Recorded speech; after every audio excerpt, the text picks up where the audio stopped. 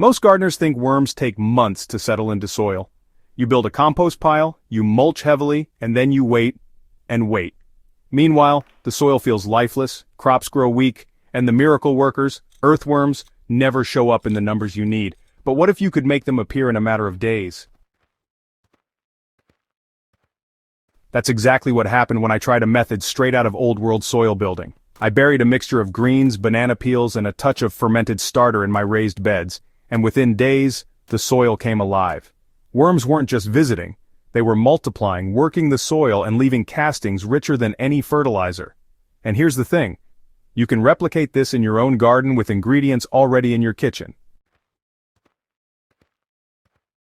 Let's break down exactly how it works, the ratios you need, and why worms respond so quickly when you give them the right signals. Worms are attracted to soil that smells of fermentation. Worms don't magically appear out of nowhere, they respond to food, moisture, and microbial signals in the soil. When organic matter begins fermenting, it releases gases and compounds that tell worms conditions are perfect for feeding and reproduction. Old farmers knew this well. They often buried brewing leftovers, stale bread soaked in water, or spoiled fruit because they noticed worms would flock to it. The reason is simple. Yeast and fermentation jumpstart microbial explosions. Bacteria and fungi multiply at a rapid pace, coating scraps in the exact food worms love to eat. This is why adding a fermented starter to your organic waste creates faster worm activity than just burying raw scraps. For this method, start with leafy greens and soft vegetables. Spinach stems, lettuce cores, zucchini ends, or tomato peels all work beautifully. These materials are rich in nitrogen and moisture, and they break down within days. Chop them into 1 to 2 inch pieces for best results. Use about 2 pounds of fresh scraps for every 5 pounds of soil you want to enrich. This ensures a concentrated food source without overwhelming the soil. Think of it as building a banquet for microbes first, worms second. To this base, you want to add banana peels. They're soft, packed with sugars and potassium, and honestly, worms have an uncanny attraction to them. As the peels decompose, microbes flourish, and worms pick up the scent of that microbial activity. The right ratio is 1 medium banana peel for every pound of vegetable scraps. Shred or chop the peel so it integrates easily into the mixture. If you leave them whole, banana peels just take too long to break down. Shredded though, they vanish into the soil quickly, and worms really swarm the site.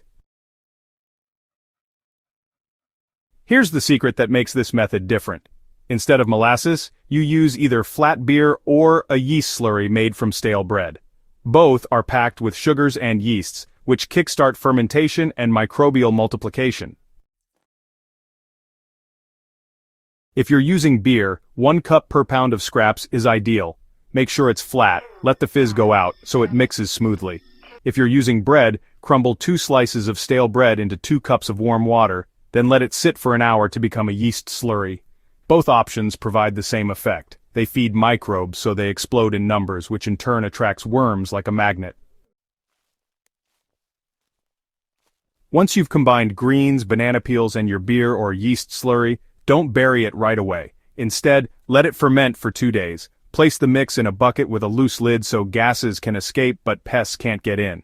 In that short window you'll notice bubbles and a sweet sour smell. That's microbial life kicking into gear. This step is critical. Raw scraps rot slowly. Fermented scraps broadcast a dinner bell signal to worms within hours of being buried. It's the difference between waiting weeks for results and seeing worms in days.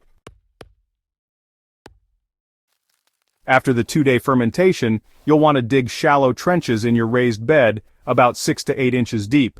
Next, just pour the fermented mix into the trench and cover it with 3 to 4 inches of soil. Covering it well makes sure the smell stays in the soil, not above ground, and it also protects your garden from flies or rodents. Now go ahead and water the area lightly to settle the soil and help those microbes spread. Then, well, you just wait. Within 3 to 5 days, if you pull back a small patch, you'll actually see worms working directly on the buried zone. They're drawn not just by the food but by the microbial feast you created. There are a few key points to make this method sustainable. First, don't overload one small area. Too much wet material can go anaerobic. A safe ratio is no more than 4 pounds of fermented mix per square foot of raised bed space. Second, keep the moisture steady. Worms just won't stick around in dry soil no matter how much food is buried. You want it to feel like a damp sponge, not a swamp. Third, rotate where you bury your mix every 2 weeks.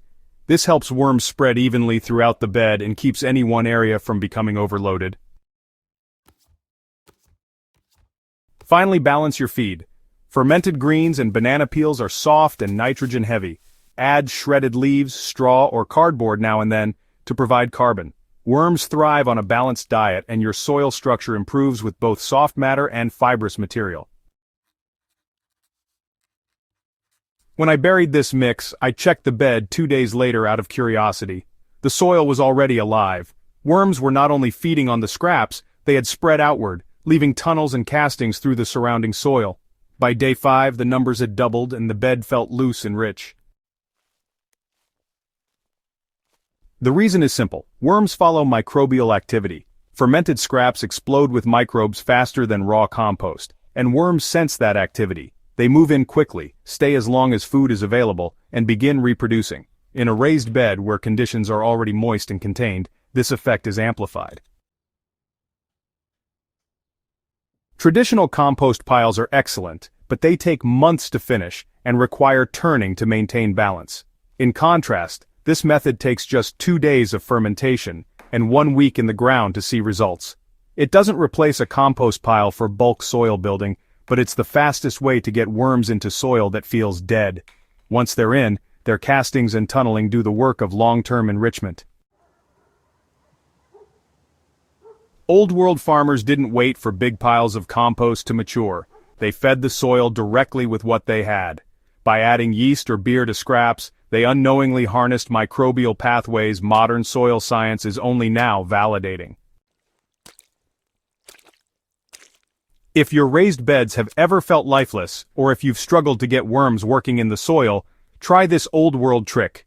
A mix of leafy scraps, banana peels, and a splash of beer or bread yeast slurry, fermented for just 2 days, can change your soil in less than a week. It's simple, effective, and backed by both tradition and biology. Bury this in your raised beds, and watch what happens. Worms will come in days, not months, and your soil will never be the same again. If you found this guide useful, subscribe to HydroHaven for more proven soil revival techniques. Share this with other gardeners, because no one should waste money on fertilizer when the real solution is already buried beneath their feet.